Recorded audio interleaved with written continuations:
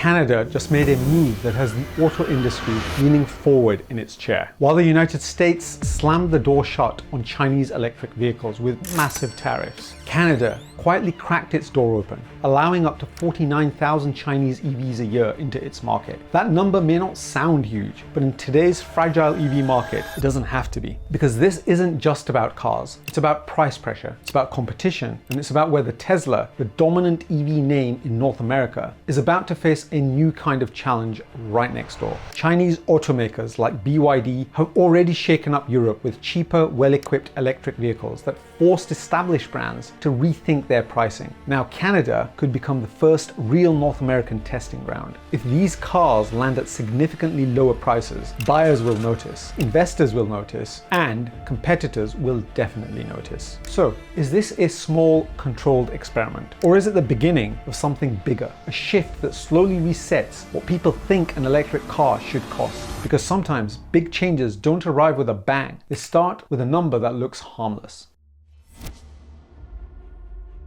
When Canada recently approved up to 49,000 Chinese electric vehicles per year at reduced tariffs, it didn't seem dramatic at first. On the surface, it's a small slice of the overall market. Canada sells close to 2 million vehicles a year, so this isn't a flood, but the timing is what makes it interesting. The United States recently imposed massive tariffs to keep Chinese EVs out entirely. Canada just chose a more flexible approach. That difference alone caught attention. Dealers in the US started asking whether pricing pressure could creep across the border. Investors noticed too, because even small changes can shift expectations in the auto industry. This isn't Canada throwing the doors wide open. It's more like cracking a window to see what happens. 49,000 cars is controlled and limited, but in trade policy, small openings often signal bigger strategic thinking behind the scenes. Tesla has a strong position in Canada, especially with the Model Y and Model 3. For many buyers, Tesla is still the default EV choice. But Tesla's edge relies partly on pricing power. Over the past 2 years, the company has already cut prices multiple times to stay competitive worldwide. Now imagine a new EV entering the market that costs $10,000 less than a comparable Tesla. That changes conversations very quickly. In Europe, brands like BYD and MG forced price adjustments in countries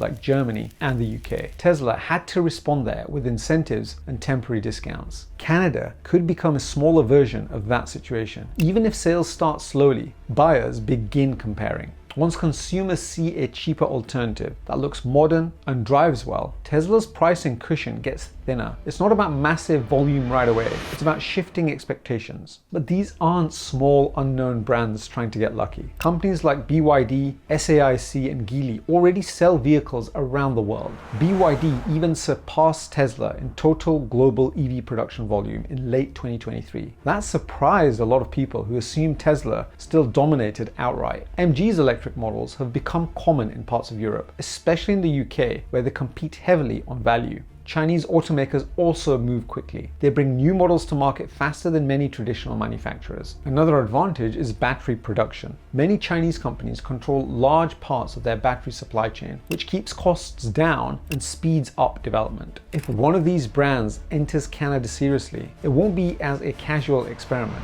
It will be a calculated test of how North American buyers respond. Even if these vehicles only sell in Canada, the effects won't stay contained. News travels fast, and pricing comparisons spread even faster. American buyers in northern states will see headlines and reviews. They'll start asking why similar cars cost more at home. Cross-border shopping isn't new. People already compare prices on everything from electronics to prescription drugs. Regulations may prevent easy resale, but consumer psychology doesn't follow policy lines. If Canadians can buy a well-reviewed EV for significantly less, it changes what people think an EV should cost. That perception alone can pressure automakers. Once buyers expect lower prices, companies have less room to protect margins. Markets often move on expectations before actual sales numbers ever show up. It's important to slow down and add perspective though. 49,000 vehicles is not a tidal wave. Canada sells more pickup trucks than that every year. This won't instantly reshape the market. There's also no guarantee that Chinese automakers rush in immediately. Building dealerships, service networks, and logistics takes time and capital. Companies also weigh political risk. Trade rules can change quickly, and no one wants to invest heavily in uncertainty. So yes, some headlines sound dramatic. This isn't an overnight industry collapse, but limited openings sometimes act as test runs. They reveal consumer demand and competitor reactions. The real story may not be the number of cars. It may be how established automakers respond.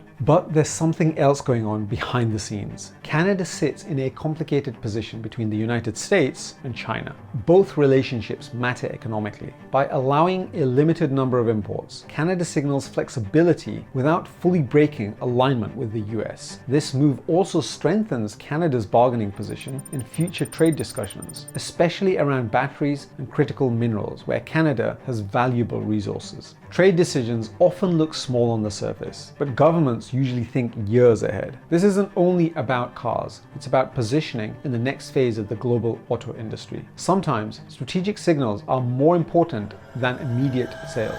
So, what does this mean for Tesla? Well, Tesla has strong brand recognition. For many buyers, it represents innovation and modern design. But brand loyalty has limits when budgets tighten. Tesla has talked about launching a more affordable model, yet timing remains unclear. That leaves room in the lower price segment. Chinese manufacturers specialize in smaller, cost-effective vehicles with modern interiors and respectable range. In emerging markets, that strategy has worked well. If Canadian buyers see a stylish EV at a noticeably lower price, some will take a serious look. Tesla would then face a choice: maintain margins or protect market share. Both options come with trade-offs. This isn't about brand collapse, it's about steady pressure at the entry level of the market. If Canadian consumers respond positively, other regions will watch carefully. Real data matters more than speculation. Success would show how North American buyers react to new competitors from China. It would also reveal how regulators and established automakers adjust. Companies make expansion decisions based on evidence. A small but successful foothold can become a blueprint for larger moves. History shows that major industry shifts often begin quietly. Decades ago, Japanese automakers entered North America cautiously before becoming deeply embedded. No one is predicting the same outcome here, but markets evolve step by step. The bigger question isn't whether 49,000 cars change everything overnight. It's whether this move opens a door that becomes harder to close over time. Thanks for watching. If you enjoy hearing about stories in tech and you want to support the channel, the best thing you can do is to like and subscribe. See you for the next one.